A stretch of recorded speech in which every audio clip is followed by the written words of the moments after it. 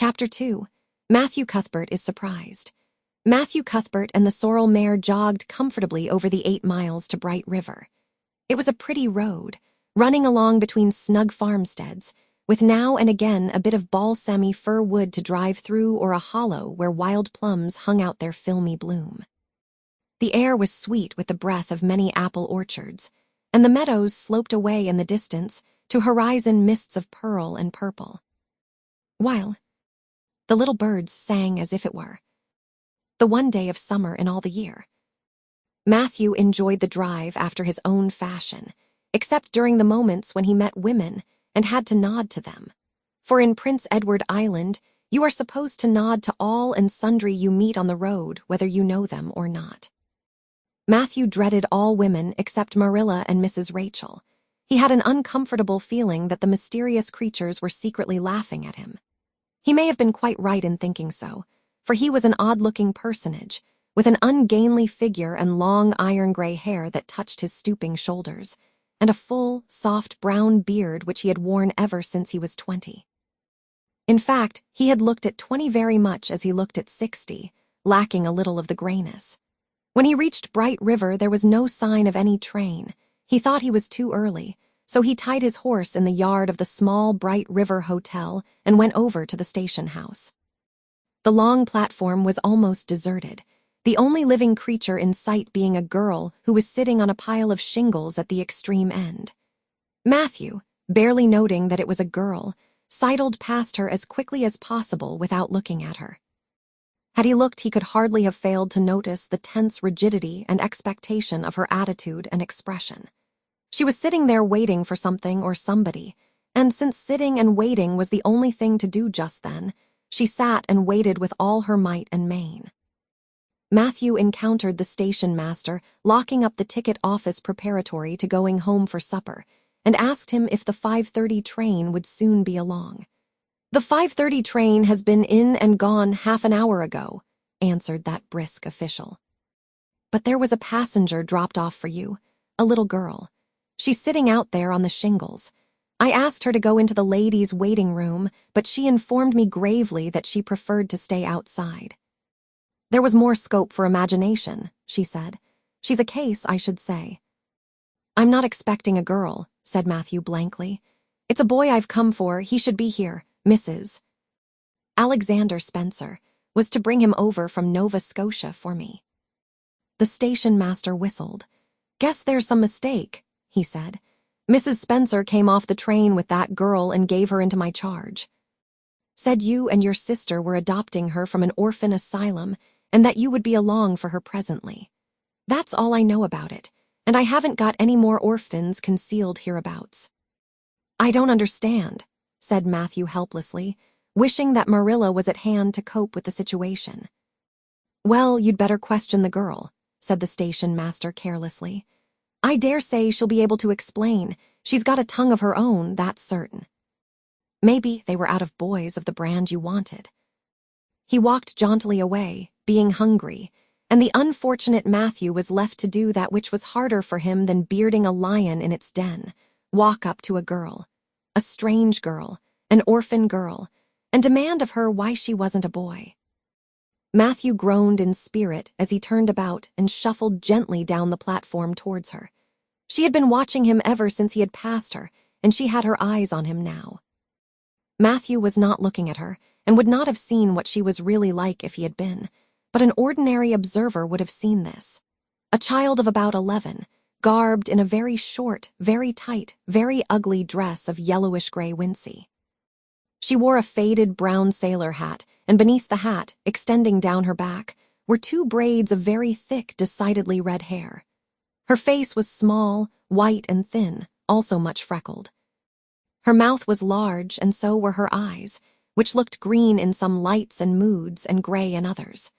So far, the ordinary observer, an extraordinary observer might have seen that the chin was very pointed and pronounced, that the big eyes were full of spirit and vivacity, that the mouth was sweet-lipped and expressive, that the forehead was broad and full. In short, Our discerning, extraordinary observer might have concluded that no commonplace soul inhabited the body of this stray woman-child of whom shy Matthew Cuthbert was so ludicrously afraid. Matthew, however, was spared the ordeal of speaking first, for as soon as she concluded that he was coming to her, she stood up, grasping with one thin brown hand the handle of a shabby, old-fashioned carpet bag. The other she held out to him. "I suppose you are Mr. Matthew Cuthbert of Green Gables," she said in a peculiarly clear, sweet voice.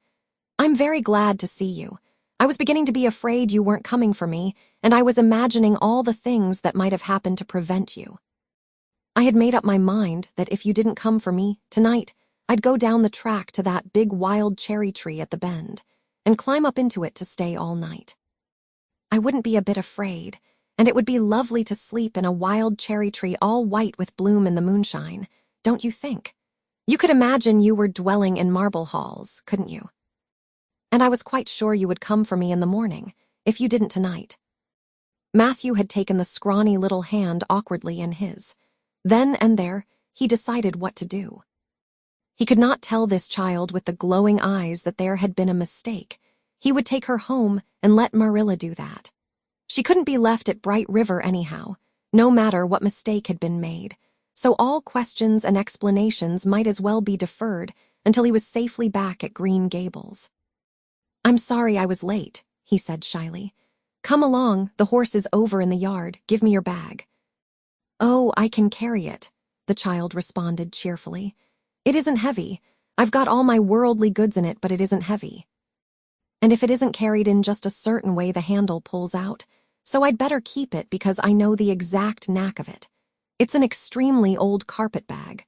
Oh, I'm very glad you've come, even if it would have been nice to sleep in a wild cherry tree. We've got to drive a long piece, haven't we? Mrs. Spencer said it was 8 miles. I'm glad because I love driving. Oh, it seems so wonderful that I'm going to live with you and belong to you. I've never belonged to anybody, not really. But the asylum was the worst. I've only been in it 4 months, but that was enough. I don't suppose you ever were an orphan in an asylum, so you can't possibly understand what it is like. It's worse than anything you could imagine. Mrs. Spencer said it was wicked of me to talk like that, but I didn't mean to be wicked. It's so easy to be wicked without knowing it, isn't it? They were good, you know, the asylum people.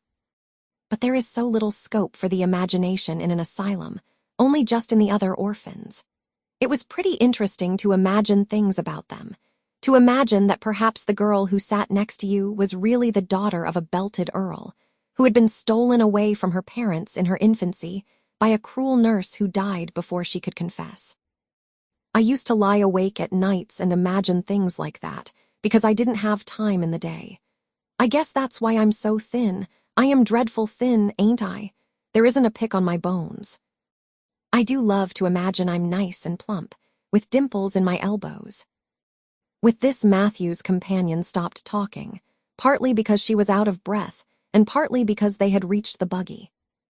Not another word did she say until they had left the village and were driving down a steep little hill, the road part of which had been cut so deeply into the soft soil that the banks, fringed with blooming wild cherry trees and slim white birches, were several feet above their heads.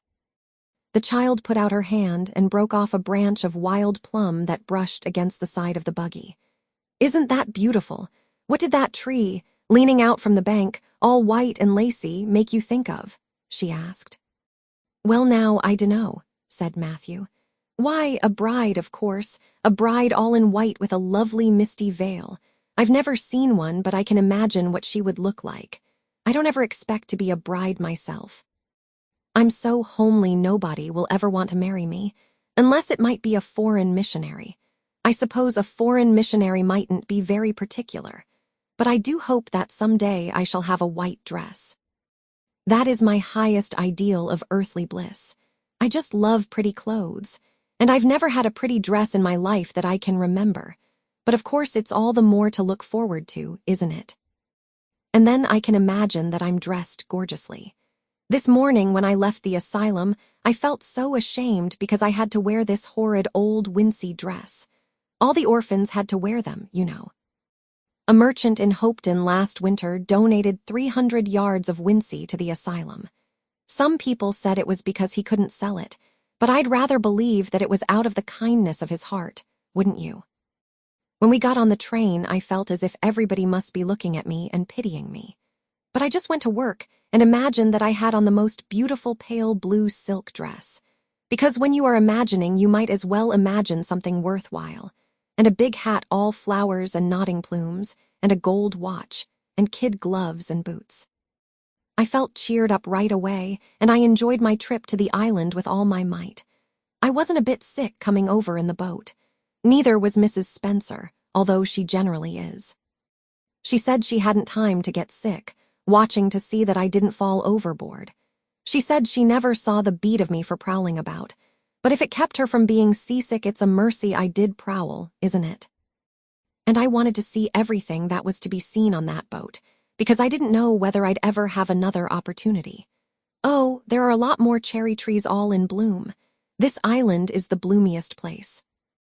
I just love it already, and I'm so glad I'm going to live here. I've always heard that Prince Edward Island was the prettiest place in the world, and I used to imagine I was living here, but I never really expected I would. It's delightful when your imaginations come true, isn't it? But those red roads are so funny. When we got into the train at Charlottetown and the red roads began to flash past, I asked Mrs. Spencer what made them red, and she said she didn't know, and for pity's sake not to ask her any more questions. She said I must have asked her 1,000 already. I suppose I had too, but how are you going to find out about things if you don't ask questions? And what does make the roads red? Well, now, I dunno, said Matthew. Well, that is one of the things to find out sometime. Isn't it splendid to think of all the things there are to find out about? It just makes me feel glad to be alive. It's such an interesting world. It wouldn't be half so interesting if we knew all about everything, would it? There. Be no scope for imagination then, would there? But am I talking too much? People are always telling me I do. Would you rather I didn't talk? If you say so, I'll stop. I can stop when I make up my mind to it, although it's difficult. Matthew, much to his own surprise, was enjoying himself. Like most quiet folks, he liked talkative people when they were willing to do the talking themselves, and did not expect him to keep up his end of it. But he had never expected to enjoy the society of a little girl. Women were bad enough in all conscience, but little girls were worse. He detested the way they had of sidling past him timidly, with sidewise glances, as if they expected him to gobble them up at a mouthful if they ventured to say a word. That was the Avonlea type of well-bred little girl. But this freckled witch was very different, and although he found it rather difficult for his slower intelligence to keep up with her brisk mental processes, he thought that he kind of liked her chatter. So he said, as shyly as usual, "Oh, you can talk as much as you like. I don't mind." "Oh, I'm so glad. I know you and I are going to get along together fine. It's such a relief to talk when one wants to and not be told that children should be seen and not heard. I've had that said to me 1,000,000 times if I have once, and people laugh at me because I use big words. But if you have big ideas, you have to use big words to express them, haven't you?" "Well, now, that seems reasonable," said Matthew. "Mrs. Spencer said that my tongue must be hung in the middle, but it isn't. It's firmly fastened at one end. Mrs. Spencer said your place was named Green Gables. I asked her all about it, and she said there were trees all around it." I was gladder than ever. I just love trees. And there weren't any at all about the asylum, only a few poor weeny-teeny things out in front with little whitewashed cagey things about them. They just looked like orphans themselves, those trees did. It used to make me want to cry to look at them. I used to say to them, "Oh, you poor little things. If you were out in a great big woods with other trees all around you, and little mosses and June bells growing over your roots and a brook not far away and birds singing in your branches, you could grow, couldn't you? But you can't where you are. I know just exactly how you feel, little trees." I felt sorry to leave them behind this morning. You do get so attached to things like that, don't you? Is there a brook anywhere near Green Gables? I forgot to ask Mrs. Spencer that. Well, now, yes, there's one right below the house. Fancy. It's always been one of my dreams to live near a brook. I never expected I would, though. Dreams don't often come true, do they? Wouldn't it be nice if they did? But just now I feel pretty nearly perfectly happy. I can't feel exactly perfectly happy because, well, what color would you call this? She twitched one of her long, glossy braids over her thin shoulder and held it up before Matthew's eyes. Matthew was not used to deciding on the tints of ladies' tresses, but in this case there couldn't be much doubt. "It's red, ain't it?" he said. The girl let the braid drop back with a sigh that seemed to come from her very toes and to exhale forth all the sorrows of the ages. "Yes, it's red," she said resignedly. "Now you see why I can't be perfectly happy. Nobody could who has red hair. I don't mind the other things so much, the freckles and the green eyes and my skinniness. I can imagine them away. I can imagine that I have a beautiful rose-leaf complexion and lovely starry violet eyes. But I cannot imagine that red hair away. I do my best. I think to myself, now my hair is a glorious black, black as the raven's wing. But all the time I know it is just plain red and it breaks my heart. It will be my lifelong sorrow. I read of a girl once in a novel who had a lifelong sorrow, but it wasn't red hair. Her hair was pure gold rippling back from her alabaster brow. What is an alabaster brow? I never could find out. Can you tell me? Well now, I'm afraid I can't, said Matthew, who was getting a little dizzy. He felt as he had once felt in his rash youth when another boy had enticed him on the merry-go-round at a picnic. Well, whatever it was, it must have been something nice, because she was divinely beautiful. Have you ever imagined what it must feel like to be divinely beautiful? Well now, no, I haven't, confessed Matthew ingenuously. I have often. Which would you rather be if you had the choice? Divinely beautiful or dazzlingly clever or angelically good? Well now, I don't know exactly. Neither do I can never decide. But it doesn't make much real difference, for it isn't likely I'll ever be either. It's certain I'll never be angelically good. Mrs. Spencer says, "Oh, Mr. Cuthbert, oh, Mr. Cuthbert, oh, Mr. Cuthbert." That was not what Mrs. Spencer had said. Neither had the child tumbled out of the buggy nor had Matthew done anything astonishing. They had simply rounded a curve in the road and found themselves in the avenue. The avenue, so called by the Newbridge people, was a stretch of road 400 or 500 yards long, completely arched over with huge, wide-spreading apple trees, planted years ago by an eccentric old farmer. Overhead was one long canopy of snowy, fragrant bloom. Below the boughs, the air was full of a purple twilight, and far ahead a glimpse of painted sunset sky shone like a great rose window at the end of a cathedral aisle. Its beauty seemed to strike the child dumb. She leaned back in the buggy, her thin hands clasped before her, her face lifted rapturously to the white splendor above. Even when they had passed out and were driving down the long slope to Newbridge, she never moved or spoke. Still with rapt face, she gazed afar into the sunset west, with eyes that saw visions trooping splendidly across that glowing background. Through Newbridge, a bustling little village where dogs barked at them and small boys hooted and curious faces peered from the windows, they drove, still in silence. When 3 more miles had dropped away behind them, the child had not spoken. She could keep silence, it was evident, as energetically as she could talk.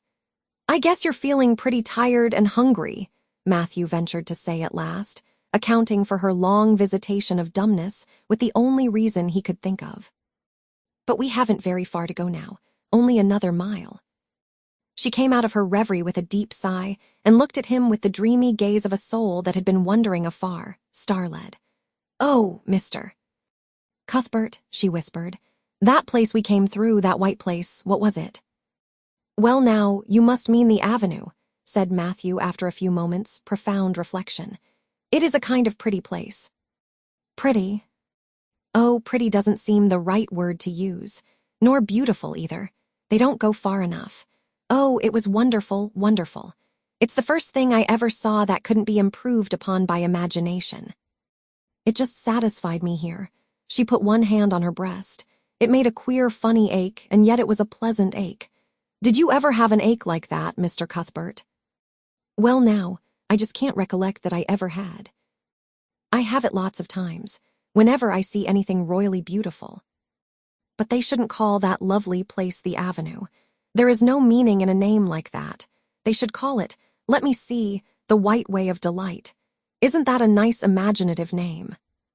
When I don't like the name of a place or a person, I always imagine a new one and always think of them so. There was a girl at the asylum whose name was Hepzibah Jenkins, but I always imagined her as Rosalia DeVere. Other people may call that place the Avenue, but I shall always call it the White Way of Delight. Have we really only another mile to go before we get home? I'm glad and I'm sorry. I'm sorry because this drive has been so pleasant, and I'm always sorry when pleasant things end. Something still pleasanter may come after, but you can never be sure. And it's so often the case that it isn't pleasanter. That has been my experience anyhow, but I'm glad to think of getting home. You see, I've never had a real home since I can remember. It gives me that pleasant ache again just to think of coming to a really, truly home. Oh, isn't that pretty? They had driven over the crest of a hill. Below them was a pond, looking almost like a river, so long and winding was it. A bridge spanned it midway, and from there to its lower end, where an amber-hued belt of sandhills shut it in from the dark blue gulf beyond.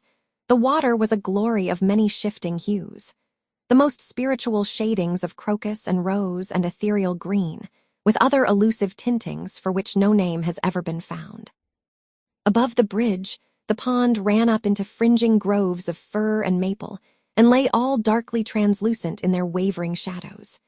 Here and there, a wild plum leaned out from the bank like a white-clad girl tiptoeing to her own reflection. From the marsh at the head of the pond came the clear, mournfully sweet chorus of the frogs. There was a little gray house peering around a white apple orchard on a slope beyond, and although it was not yet quite dark, a light was shining from one of its windows. "That's Barry's Pond," said Matthew. "Oh, I don't like that name either. I shall call it, let me see, the Lake of Shining Waters. Yes, that is the right name for it. I know because of the thrill. When I hit on a name that suits exactly, it gives me a thrill. Do things ever give you a thrill?" Matthew ruminated. "Well now, yes. It always kind of gives me a thrill to see them ugly white grubs that spade up in the cucumber beds. I hate the look of them. Oh, I don't think that can be exactly the same kind of a thrill. Do you think it can? There doesn't seem to be much connection between grubs and lakes of shining waters, does there? But why do other people call it Barry's Pond? I reckon because Mr. Barry lives up there in that house. Orchard slopes the name of his place. If it wasn't for that big bush behind it, you could see Green Gables from here. But we have to go over the bridge and round by the road, so it's near half a mile further. Has Mr. Barry any little girls? Well, not so very little either, about my size. He's got one about 11. Her name is Diana. Oh, with a long indrawing of breath. What a perfectly lovely name. Well now, I dunno. There's something dreadful heathenish about it, seems to me. I'd rather Jane or Mary or some sensible name like that. But when Diana was born, there was a schoolmaster boarding there, and they gave him the naming of her, and he called her Diana. I wish there had been a schoolmaster like that around when I was born then. Oh, here we are at the bridge. I'm going to shut my eyes tight. I'm always afraid going over bridges. I can't help imagining that perhaps, just as we get to the middle, they'll crumple up like a jackknife and nip us. So I shut my eyes. But I always have to open them for all when I think we're getting near the middle. Because, you see, if the bridge did crumple up, I'd want to see it crumple. What a jolly rumble it makes. I always like the rumble part of it. Isn't it splendid there are so many things to like in this world? There, we're over. Now I'll look back. Good night, dear Lake of Shining Waters. I always say good night to the things I love, just as I would to people. I think they like it. That water looks as if it was smiling at me. When they had driven up the further hill and around a corner, Matthew said, "We're pretty near home now. That's Green Gables over." "Oh, don't tell me," she interrupted breathlessly, catching at his partially raised arm and shutting her eyes that she might not see his gesture. "Let me guess. I'm sure I'll guess right." She opened her eyes and looked about her. They were on the crest of a hill. The sun had set some time since, but the landscape was still clear in the mellow afterlight. To the west, a dark church spire rose up against a marigold sky. Below was a little valley, and beyond a long, gently rising slope with snug farmsteads scattered along it. From one to another the child's eyes darted, eager and wistful. At last they lingered on one away to the left, far back from the road, dimly white with blossoming trees in the twilight of the surrounding woods. Over it, in the stainless southwest sky, a great crystal-white star was shining like a lamp of guidance and promise. "That's it, isn't it?" she said, pointing. Matthew slapped the reins on the sorrel's back delightedly. "Well now, you've guessed it, but I reckon Mrs. Spencer described it so's you could tell." No, she didn't. Really, she didn't. All she said might just as well have been about most of those other places. I hadn't any real idea what it looked like, but just as soon as I saw it, I felt it was home. Oh, it seems as if I must be in a dream. Do you know, my arm must be black and blue from the elbow up, for I've pinched myself so many times today. Every little while a horrible, sickening feeling would come over me, and I'd be so afraid it was all a dream. Then I'd pinch myself to see if it was real, until suddenly I remembered that even supposing it was only a dream, I'd better go on dreaming as long as I could, so I stopped pinching. But it is real, and we're nearly home. With a sigh of rapture, she relapsed into silence. Matthew stirred uneasily. He felt glad that it would be Marilla, and not he who would have to tell this waif of the world that the home she longed for was not to be hers after all.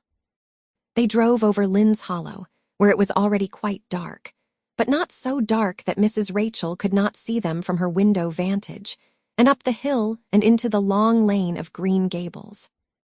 By the time they arrived at the house, Matthew was shrinking from the approaching revelation with an energy he did not understand. It was not of Marilla or himself he was thinking, or of the trouble this mistake was probably going to make for them, but of the child's disappointment. When he thought of that rapt light being quenched in her eyes, he had an uncomfortable feeling that he was going to assist at murdering something, much the same feeling that came over him when he had to kill a lamb or calf or any other innocent little creature. The yard was quite dark as they turned into it, and the poplar leaves were rustling silkily all round it. "Listen to the trees talking in their sleep," she whispered, as he lifted her to the ground. What nice dreams they must have. Then, holding tightly to the carpetbag, which contained all her worldly goods, she followed him into the house.